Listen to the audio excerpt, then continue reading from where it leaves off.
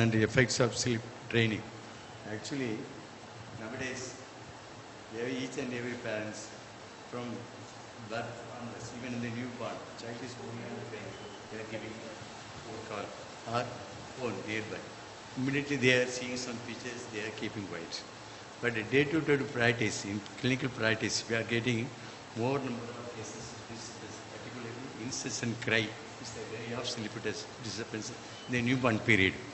So, olden days of treatment is for the sleep rhythm disturbances after the delivery. They are give thalatu, or they are give some whatever way they want. Nowadays, this is not like they are giving cell phone immediately, or seeing TV, or whatever or some giving fluids. Even for feeding problem, they are giving phone to the parents, children. They are taking feeds. But now our pediatricians are actually making the sleep patterns to regularize by giving sleep training. Is it useful? We think. But parents, we go to create the awareness of the sleep training to the parents, for the babies. Please kindly enlighten. Okay, sir. Thank you, sir. So, at the outset, I would really like to thank the organizers of Sangamam Pedicon for giving me this opportunity to present in the State Pediatric Conference. So, as sir said, I'm going to talk about the very important topic, which is actually the need of the hour. And we are facing a lot of parents who come to us saying, we are totally puzzled, a new parent. And nowadays with nuclear families, olden days there were elders to actually help young parents out in a joint family. With nuclear families, the young parents are totally clueless and they run from pillar to post figuring out how to make a baby sleep. And we also have a lot of sleep consultants or sleep coaches who also either lead or mislead the babies.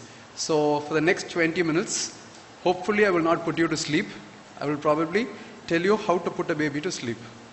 And a disclaimer, I am not a sleep expert, okay, but I have read about this and I have a personal interest, and I would really like to acknowledge the contribution of Dr. Victor Jerome, who most of you would be knowing is a very famous pediatric sleep specialist, a very good friend.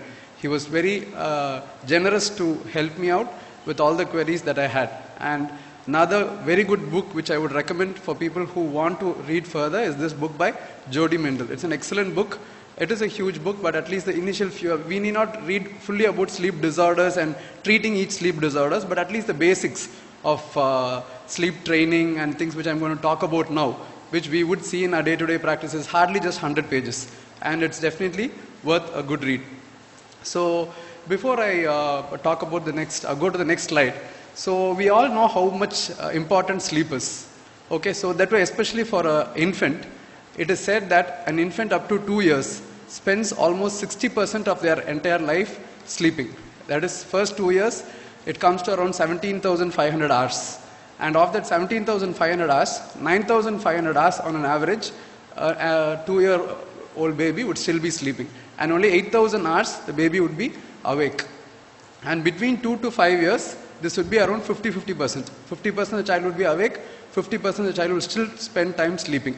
And after 5 years, between 6 to 12 years, even an adolescent spends around 40% of their lifetime sleeping. And for our adults, when we say around 7 to 8 hours per day, that's roughly around 30 to 35% of sleep is essential for us.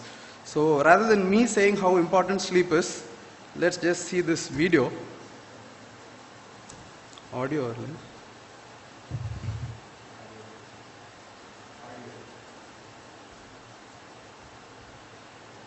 கண்ணிருக்கும் எல்லோரும் தூங்கத்தான் செய்வார்கள்.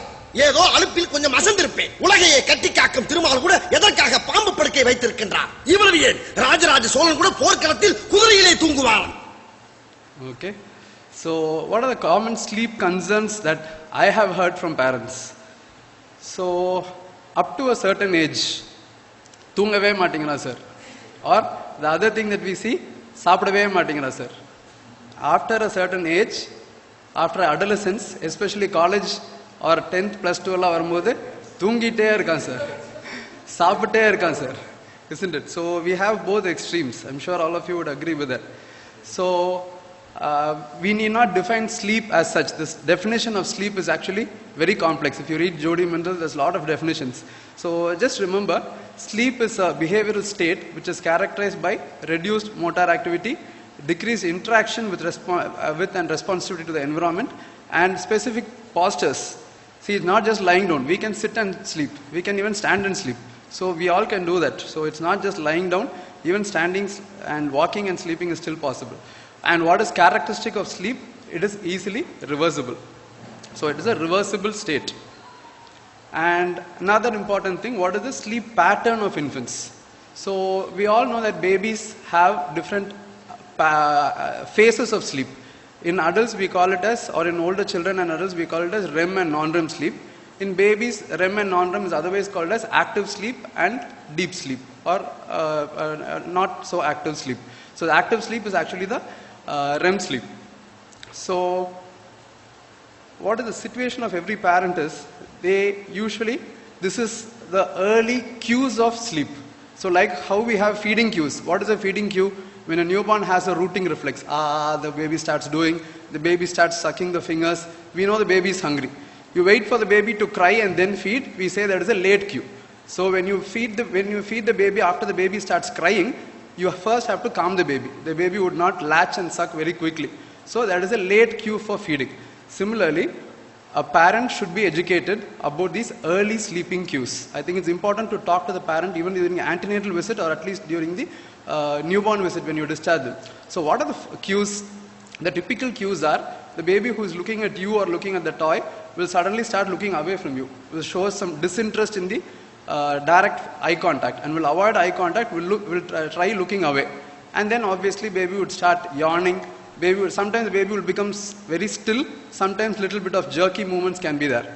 And then they'll start rubbing their eyes, rubbing their ears. We get a lot of complaints of this ear, tugging the ear always. That could actually be a sleep cue. And then yawning, and then at that time it's better to put the baby to sleep. How to put the baby to sleep, we'll see that later. But what many a time happens is, parents miss these early cues. So when you miss these early cues, what happens is, the baby becomes tired. And this is common within us also, isn't it? See, suppose you feel sleepy by around 10 o'clock. You start yawning, you start rubbing your eyes, you really know you're tired. And then suddenly you get an emergency call. Your sleep gets disturbed, you become really tired after that by around 10:30, 11.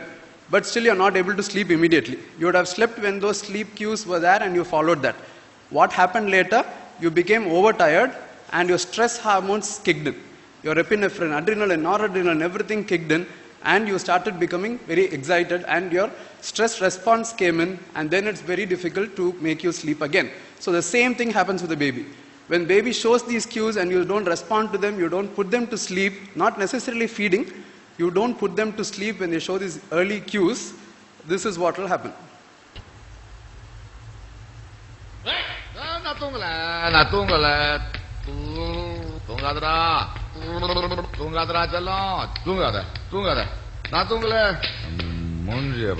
Okay, so it's really difficult to put the babies to sleep once the stress response comes in. So what happens when you put an overtired baby to sleep is almost impossible. So most of the parents are, I think, young parents get caught in this. They do not know the proper sleep pattern, they do not look out for sleep cues, and then they have struggle and trouble putting a tired baby to, or overtired baby to sleep. And there is something called as a wake window which sleep coaches recommend.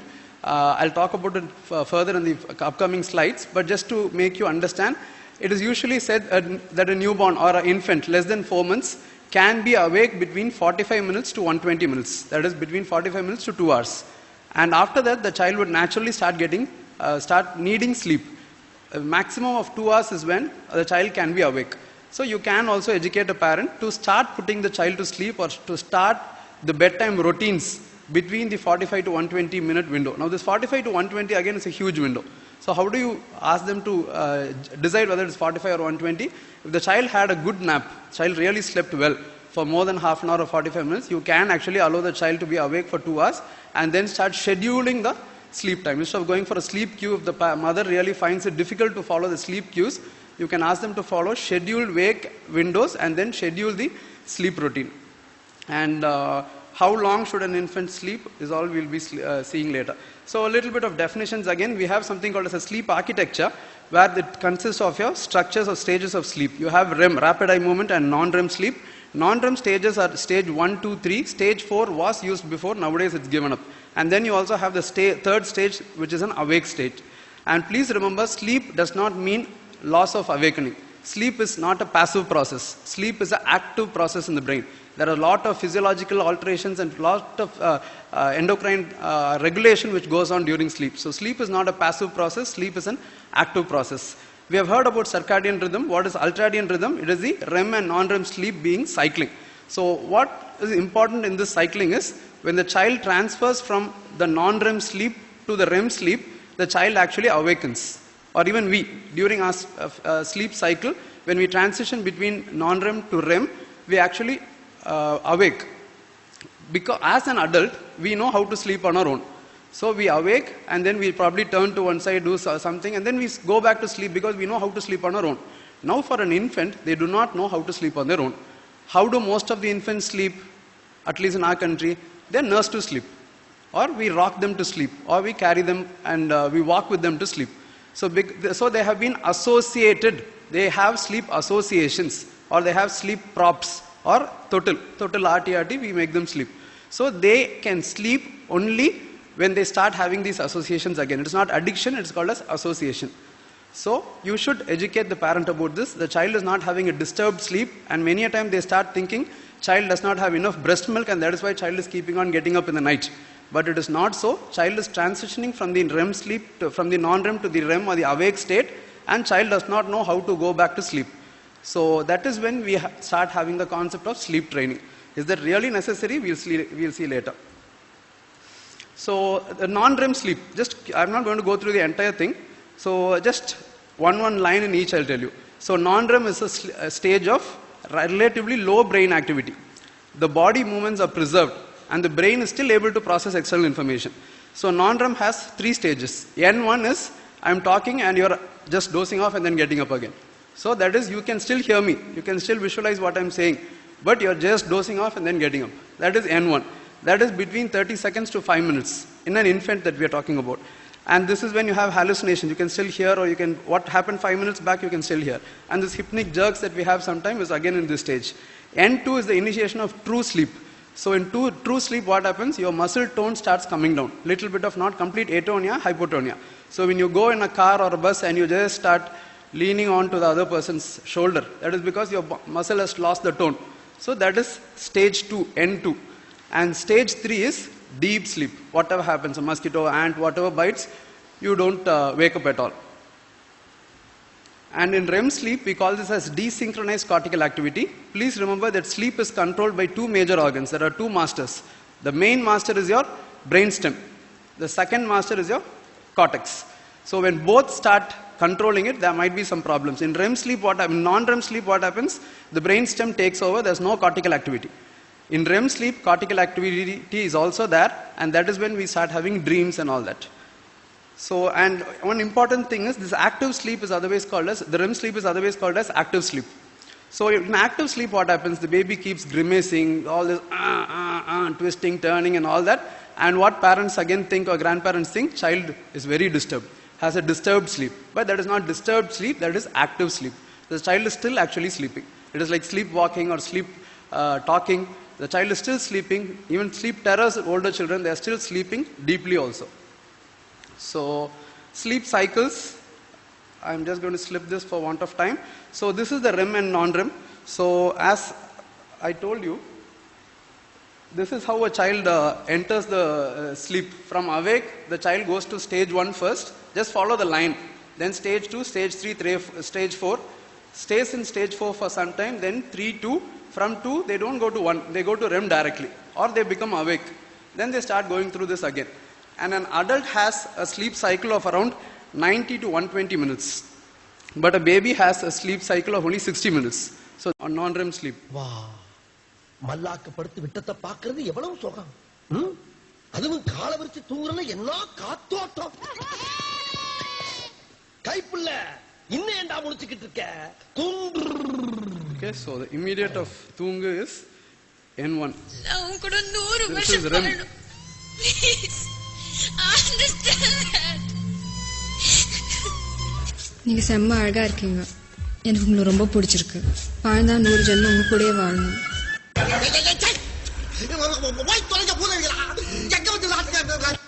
Okay, and what is N3? N3 is the Kumbhakarna sleep. Okay, you can see all drums, everything, and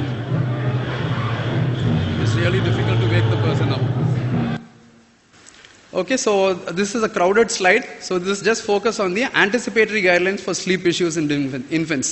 Just 2 points here. First, so like how we have anticipatory guidelines for development milestones, there is also sleep milestones. It's very well detailed explained by the American Academy of Sleep Medicine, AASM. So you can read to it for further reading. The summary is just 2 things.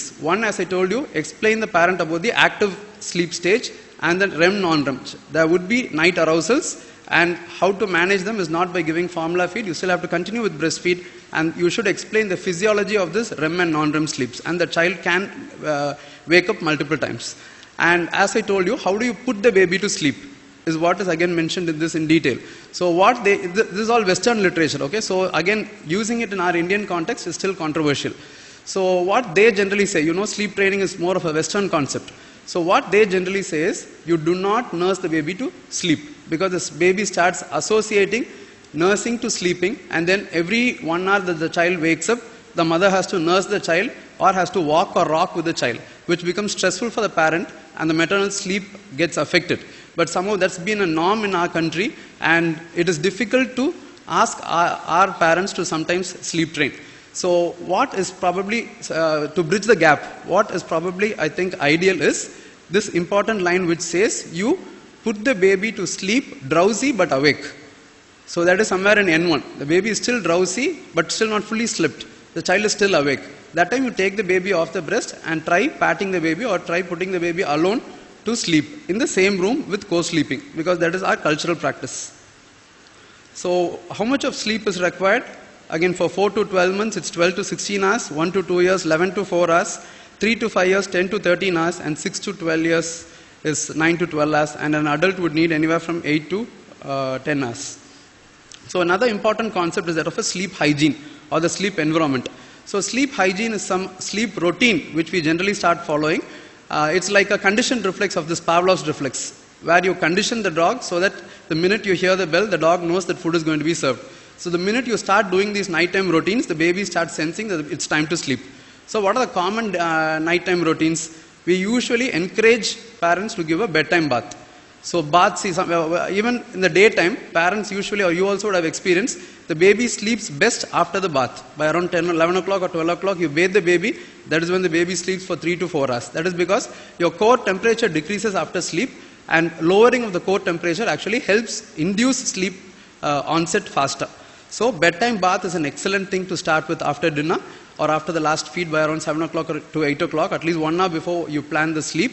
And then you can actually start changing into the night pajamas or night dress so that the baby starts knowing that it's time to sleep, and even for an older child.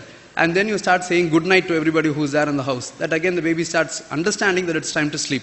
And then you go to the bedroom, and remember, bedroom is only for sleeping, bed is only for sleeping. There should be no distractions inside the bedroom, especially TV. So no TV inside the bedroom is something that we should really tell parents, at least in the bedroom that they're sleeping. Nowadays they have multiple bedrooms, so in the bedroom which is mentioned for sleep, it should be only for sleep. And the baby should be taken in there for sleep, and the room should be as dark as possible. So there should be no distractions in the room, and as our chairperson rightly said, no cell phones, absolutely no cell phones. The blue light from the cell phones, it actually confuses your body. Your body starts thinking it's daytime and starts reduce production of melatonin. And we all know melatonin is a sleep hormone. With the blue light from the cell phones or from the iPads, our body is going to get confused, and melatonin is going to get suppressed. So sleep environment, I just told you. And with co-sleeping, again, Western guidelines are different. They say no co-sleeping. Baby should be put on the back so that there's no risk for SIDS, sudden infant death syndrome. But co-sleeping, they say no, but I think it's really difficult in our culture, and we've been doing this traditionally. Co-sleeping should be accepted according to our culture. And the disadvantage of co-sleeping, they say, is the parent rolling over on the child. But our parents, we generally, most babies are breastfed. Anyway, every 2 hours, every 3 hours, they get up.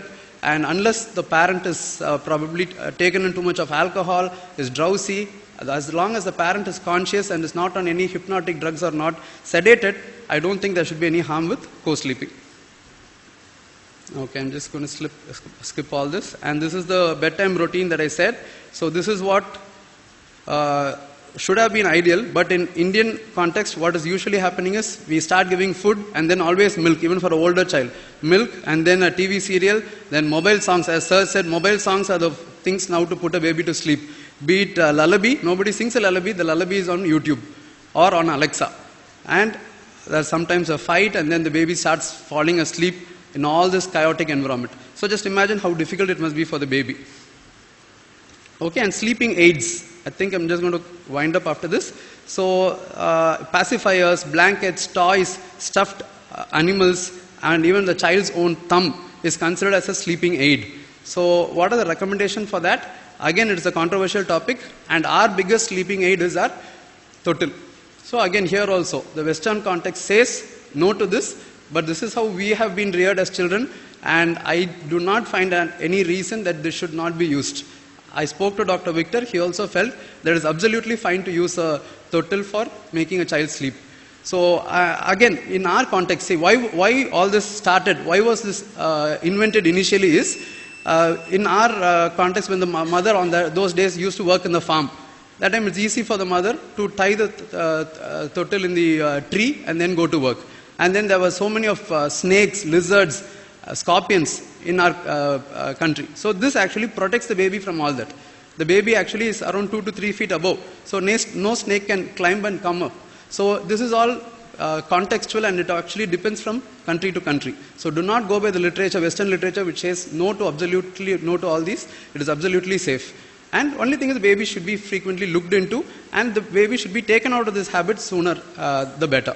More than 2 years, 3 years, there is a risk of strangulation and other injuries because of the total also. So the extrapolation of the total is what we have something as a snoo, where the equipment senses the slightest movement of the baby, and the equipment itself starts rocking the baby back to sleep. So they say no to total, and then they start doing all these things for marketing or for whatever. So I think I've overshot my time. I'm just going to wind it up with the rest. One word about melatonin. I think many of the pharmaceutical representatives would come and meet you now because we have a drug called as melatonin. It's not a sedative, but melatonin should never be used in infancy. Okay, one line, should never be used in infancy. And melatonin is not a sleep maintaining drug. It is a sleep inducing drug. It can be used for older children in whom you have demonstrated melatonin deficiency, or in whom they have a difficulty in sleep latency. What do you mean by sleep latency? If the child is not able to sleep even after 20 or 30 minutes after you put them to sleep with proper bedtime routines, then you can give a trial of melatonin. But again, with melatonin, with your sleep routine, the child is going to get up every 2 to 3 hours. It is not a sleep maintainer. So if the child gets up after 3 hours, the child is again going to need melatonin. So you cannot give that throughout the day. There are melatonin sustained release preparations which are available. Again, there are very limited studies for melatonin sustained release tablets or solutions in children. So as of now, melatonin do not prescribe. So I would wind up with this Thirukural saying, Uranguvadu polum jakadu, urangi vilipadu polum pirappu, which actually says, death is like sinking into slumbers deep, and birth again is waking out of the sleep. Thank you for the opportunity. Thank you. It's a very interesting and useful talk. Really, we accepted some of the ways of giving training to the parents. I have two doubts, sir. Bedwetting and thumb sucking, any relation to the stages of sleep? Bedwetting and thumb sucking, sir. Yes. Yes, sir. So bedwetting again occurs during the REM sleep, sir. REM sleep. And thumb sucking also occurs during the REM sleep. So these are. We can change the REM sleep to the deep sleep stage 4. Then they won't get bedwetting or thumb sucking. It's not about changing, sir. It's about how much time the child spends in the REM sleep. Suppose the child has more frequent awakenings and spends more time in REM sleep, child would have more of these. If the child has more time in the N3 sleep, child would have less of this. Yes, sir. Yes, sir. one more doubt. Environments definitely influence the sleep pattern Yes, of sir. the children. Yes. Some children prefer only AC. Correct. Without AC, they won't sleep. Correct. Because let us say, if everybody is using AC, Correct. and the child is going to sleep only with AC. Correct. And that will be encouraged. Yes, sir. See, actually, when the core body temperature falls, you sleep better. So actually, and it is advisable to whatever temperature is comfortable for the baby is what is important, sir. But most of the babies actually prefer a lower temperature to go to sleep quickly. So the AC temperature can be anywhere between 25 to 26 degree is what we say. So at that temperature, the AC is allowed. We encourage AC. So you were given the better advice. Usually before bathing, before bedtime, bathing give you good sleep. Yes, sir. My grandchild really every day used to take bath. That way he will sleep. Correct. Seriously. Actually, this is type of good habit to be created among the parents. We have to tell to the parents as well to the children to come to the normal pattern of sleep. Okay, Correct. sir. Thank you very Thank much. you. Great talk.